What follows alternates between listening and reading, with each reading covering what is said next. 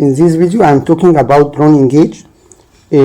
I made a previous video how to connect this drone, and now it's time to test it. The drone consists of Opal board, which is a Linux Ardupilot board, and a Raspberry Pi 02 connected to a camera.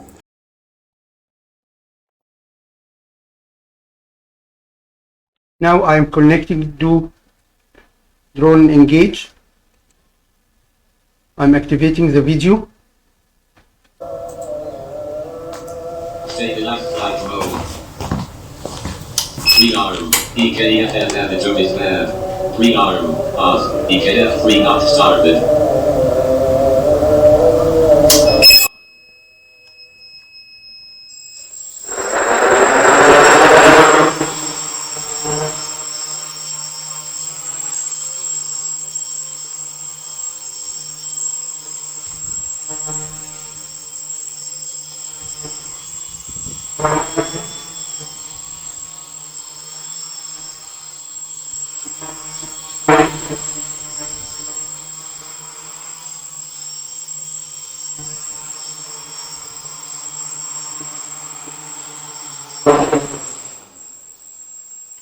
Arm.